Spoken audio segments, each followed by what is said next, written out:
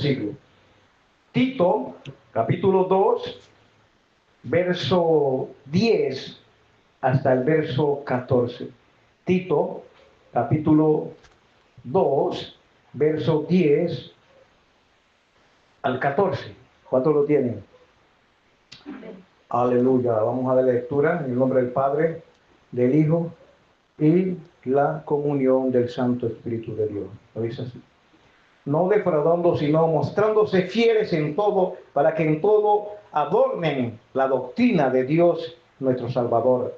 Porque la gracia de Dios se ha manifestado para salvación a todos los hombres, enseñándonos que renunciando a la impiedad y a los deseos mundanos, vivamos en este siglo sobria, justa y piadosamente, y aguardando la esperanza bienaventurada y la manifestación gloriosa de nuestro gran y Dios y Salvador Jesucristo, quien se dio a sí mismo por nosotros para redimirnos de toda iniquidad y purificar para sí un pueblo propio, celoso de buenas obras.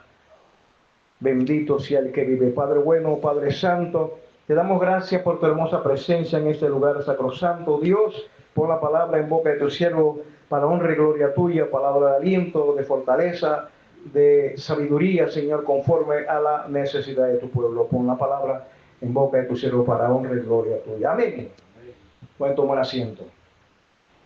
El tema de esta noche que quiero compartir con mis hermanos es la fortaleza y hermosura en el siervo o en la sierva de Dios.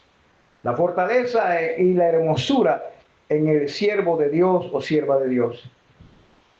El apóstol Pablo escribe a su hijo espiritual Tito, pastor de la iglesia de Creta, formada en su mayoría por esclavos, y se le exhorta a hermosear la doctrina. ¿Cuántos cristianos son fuertes en la fe? Sí, son fuertes en la fe, pero débiles en cuanto al carácter y su testimonio. A veces las cosas las ponemos al revés. Le decimos a una persona, esa persona tiene carácter, pero es lo contrario. Porque cuando uno busca cuál es el carácter, ¿qué habla de carácter? El carácter habla de aquella persona que tiene dominio propio, aquella que se domina. Una persona que se disgusta con nada, una persona falta de carácter. Falta de carácter. El carácter es dominarse, dominar sus emociones, dominarse a sí mismo. Vamos a ver varios aspectos aquí. Primeramente, vamos a retroceder en el tiempo y vamos a mirar lo que Salomón en un momento dado empezó a construir, porque es una analogía, algo parecido, bendito sea el que vive, a la construcción de nuestras vidas, porque tenemos que ser edificados. O se habla de construir nuestras vidas bajo el fundamento, aleluya, de los apóstoles y de nuestro amado Salvador. Entonces, las columnas del templo de Salomón, mire lo que nos dice 1 Corintios capítulo 6, verso 18. Huid de la fornicación. Cualquier otro pecado que el hombre cometa está fuera del cuerpo, mas el que fornica contra su propio cuerpo peca. Hoy ignoráis, dice, escuche bien lo que dice el apóstol Pablo en la iglesia de Corinto, hoy ignoráis que vuestro cuerpo es templo. Aquí está. Vuestro cuerpo es templo. Dice, es templo del Espíritu Santo, el cual está en vosotros, el cual tenéis de Dios, que no soy vuestro. Imagínense, no nos pertenecemos a nosotros mismos. Por eso el apóstol Pablo puede decir, ya no vivo yo, mas Cristo vive en mí. Yo morí a la vieja naturaleza para vivir para Cristo. Entonces, en esa construcción, en ese avance, nosotros tenemos que fortalecer nuestras columnas, nuestras bases principales, para que podamos cada día parecernos más a Cristo. Entonces, aquí cuando habla de la columna de Salomón, algo que podemos ver, claro, no hemos leído, el capítulo 7 habla toda la construcción de él, pero todo es hermoso, tremendo, esa columna fuerte, bien fuerte, construyendo una analogía de la construcción que debe ser nuestras vidas como cristianos. Imagínense que usted construye algo y le pone una columna todo débil, endeble, de repente el edificio se va a caer porque una columna está toda endeble, toda raquítica. Entonces vemos lo que dice el primer libro de Reyes, capítulo 7, verso 22. Y puso en las cabezas de las columnas tallado en forma de lirio. Así que se acabó la obra de las columnas. Cuando uno ve eso en forma de lirio, es como decir, en las columnas puso, la adornó hermosas, le puso adornos, como si fueran lirios, como si fueran flores hermosas. Es algo hermoso, tremendo lo que él hizo. Y aquí todo el capítulo 7, no vamos a leer más tanto de Salomón, pero sí vamos a ver que las columnas eran hermosas. Aquí lo que me llama un poquito la atención es los lirios. Y Cantares habla sobre esto. Cantares dice, donde dice, yo soy la rosa de Sarón y el lirio de los valles. Habla de belleza. Y el versículo 2 dice, como el lirio entre los espinos, así es mi amigo entre las doncellas. Lirio es como decir, entre cosas no agradables, entre cosas no muy bonitas, tú eres hermoso, tú eres hermosa. Porque somos hermosos, el Señor nos hermosea, aleluya, con la palabra de Dios nos hermosea, nos talla a la forma que Él quiere. Primeramente, gloria a Dios, ilustramos una construcción como si fuese un lugar que está deshabitado, lleno de hierba, quién sabe hay culebra, y se quita toda esa hierba para empezar la construcción.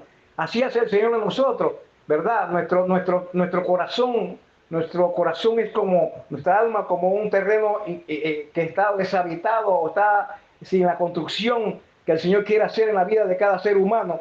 Él limpia eso, lo lava, lo limpia con su sangre preciosa y empieza la edificación, la construcción de ese edificio hermoso que somos cada uno de nosotros. ¿Pueden glorificar al Señor? Amén. Entonces, unas preciosas columnas, y las columnas nuestras no son cualquier columna. La base, estamos los apóstoles, el mismo Jesucristo, las bases sólidas, no bases que son endebles, que se pueden romper, son bases fuertes. Romanos habla sobre esto también en Romanos capítulo 10, el verso 15. Escuche bien lo que nos dice, hablar de la preciosidad. Dice, ¿cómo predicarán si no fueran enviados? Como está escrito, cuán hermosos, y puedo decir cuán hermosas también, ¿verdad? Cuán hermosos son los pies y cuán hermosos son aquellas manos, aquellas personas que ponen de su parte. Cuán hermosos son los pies de los que anuncian la paz, de los que anuncian las buenas nuevas. Bendito sea el que vive por los siglos de los siglos. Hermosa, porque el Señor las pone brillantes. Somos la niña de los ojos de nuestro amado Salvador. El creyente tiene que hermosearse cada día a través de la palabra del Señor, pero también tenemos que fortalecernos en la intimidad con el Dios, con nuestro amado Salvador, y la palabra de Dios empieza a esculpirnos, a ponernos en el modelo que Dios quiere, las columnas fuertes, como dice el libro de los Hechos, capítulo 9, donde dice, entonces las iglesias tenían paz por toda Judea y Galilea y Samaria, eran edificadas andando en el temor del Señor y se acrecentaban fortalecidas por el Espíritu Santo. Entonces vemos, trabaja la palabra, trabaja el Espíritu Santo en nuestras vidas y empezamos a hermosearnos, pero también a fortalecernos. Aquí habla de que la paz del Señor estaba en la iglesia y ellos llevaban el mensaje, compartían el mensaje, porque el creyente tiene que fortalecerse en varios aspectos. Se fortalece en fe, pero también fuertes en nuestras acciones. Tenemos que ser fuertes, fortalecidos en nuestro entrar, fortalecidos en nuestro salir. Y a veces yo he escuchado testimonios donde la fe se fortalece porque camina en acción. Estaba escuchando un testimonio de una persona que estaba en un lugar bastante cómodo, su esposa y sus hijos, y Dios le habla para que fuera a un lugar que era peligroso llevar el mensaje porque podía quedar expuesto a que lo matasen. Y él oró y oró y oró y oró, y la esposa le decía, esto es muy peligroso para allá. Y sintió la convicción de ir para allá. Y cuando estaba allá tenía que predicar a escondida, los encontraron a ellos, a uno de los hermanos, donde hicieron un culto y se lo llevaron. Y él estaban acomodando porque saliese para su lugar, su patria. Que llegaron la gente y lo agarraron. Y lo metieron en contenedores. Esos contenedores de donde cargan diferentes cosas, mercancía, y eso en el día eso era como un horno, se estaban quemando, no le daban agua, no nada, tenían que hacer sus necesidades ahí, y decía que ya no aguantaba, y él ahí en un momento dado la fe como que se quiere poner endeble. ¿Será que fue la voluntad de Dios que yo viniese para acá? Y mis hijos ahora quedarán sin su padre, y mi esposa quedarán sin su esposo, y ahí luchando, ya dice que pasaron varios días, algunos ya habían muerto y él estaba ahí casi el último. ¿Y sabe qué él empezó a hacer? Hizo parecido a lo que hizo el apóstol Pablo cuando estaba con Silas en la cárcel. Empezó a cantar, pero sin casi fuerza. Y empezó como que la fuerza empezó saliendo y de repente otro lo escuchó y empezó a cantar también. Y el otro empezó a cantar y el otro empezó a cantar. Todos, los que estaban en ese contenedor, dice que cuando estaban cantando, los que estaban, los guardianes, los que estaban ahí, que lo habían encarcelado, decían, ¡cállense! ¡Cállense! Y no se callaban y seguían. Y de repente empezaron a disparar al aire como para asustarlos.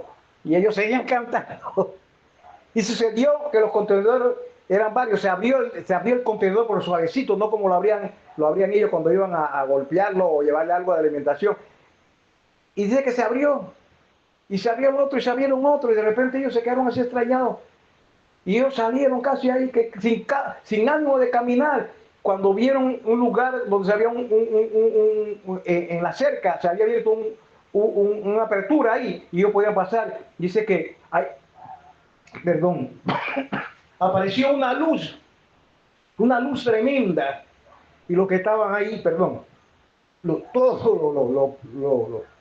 los que lo habían llevado encarcelado estaban allí, estaban asustados. ¿Y sabe qué sucedió? Ellos salieron, la gente estaba confundida, salieron y se escaparon.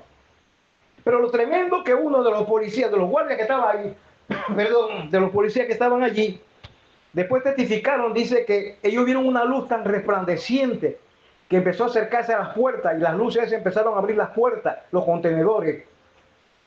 Dice que el jefe estaba confundido, él no veía eso, pero ellos sí lo vieron. Y ese que estaba indicando se convirtieron varios. Gloria a Dios. Por eso es que el Señor, gloria a Dios, hay momentos dados que el Señor nos fortalece. En nuestras acciones, somos fuertes en nuestras acciones, fe en acción, y él caminó en esto, y esto dice que eso sirvió para un avivamiento. Después se dio cuenta, era la voluntad de Dios. Dios siempre llega en el momento adecuado. Algunos murieron y todo eso, pero ¿por qué Dios quiere que se glorifique su nombre? Aleluya, la fe en acción, dice 1 Tesalonicenses capítulo 5, verso 6.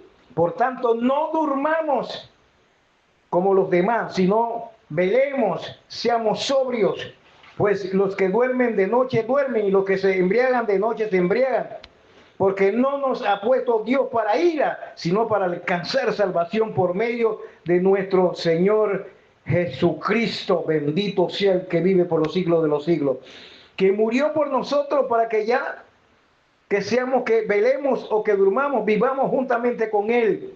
Por lo cual, animaos, y me gusta esto, animaos unos a otros, edificaos unos a otros, así como lo hacéis. Alabado sea el que vive por los siglos de los siglos. Cuando uno ve esto, uno dice, Señor, tu misericordia es grande. A veces uno tiene que pasar por situaciones un poco duras, pero Dios nos fortalece. La fe de ellos fueron fortalecidas, porque caminaron, accionaron a la fe.